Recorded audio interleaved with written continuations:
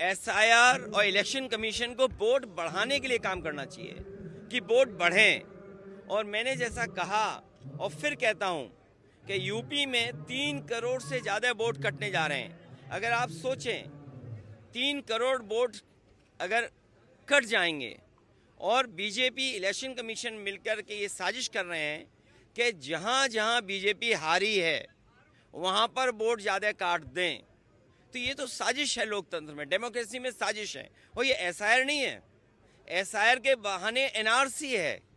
जो एनआरसी ये सीधी लागू नहीं कर सकते थे, वो एनआरसी लेकर के आए हैं। ये लोगों के कागज ढूंढवा रहे हैं।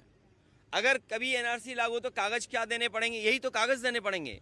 और फिर आप लोग तो एक उस शहर के जो टेक्नोलॉजी को समझते हैं, आधार को आधार ही नहीं मान रहे हैं। ये सबसे बड़ा दुर्भाग्य है कि आधार में हमारे रेटिना की इमेजेस हैं, हमारे फिंगरप्रिंट्स हैं, हमारा पूरा डिटेल उसके अंदर है। हम आधार को आधार ही नहीं मान रहे हैं और एसआईआर करा रहे हैं, जिससे लोग परेशान हैं। इन्होंने नोटबंदी में परेशान किया, जीएसटी से उद्योगपतियों को परेशान किया, कोविड में परेशान किया और अब एसआईआर से परेशान कर रहे हैं। क्या सोच सकते हैं आप यूपी में 3 करोड़ से ज़्यादा वोट कट जाए? तो ये कैसी डेमोक्रेसी है? अगर हमें वोट ही नहीं डालेंगे हम, तो फिर लोकतंत्र को कैसे बचाएंगे?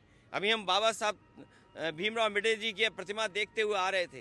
बाबा साहब भीमराव अम्बेडकर जी ने तो अधिकार दिया हमें वोट डालने का, एक वोट डालने का अधिकार। यही वोट हमें हक दिलाता है, यही वोट हमें न्याय दिलाता है, यही वोट हमें आरक्षण दिलाता है, यही वोट हमारी सुरक्षा करता है, यही वोट हमें नौकरी दिलाता है, यही वोट है जिससे हम अपना गुस्सा सरकार के खिलाफ निकाल सकते हैं। ये वोट ही काट दे रहे हैं। ये बीजेपी की साजिश है। सर, और एक तरफ यहाँ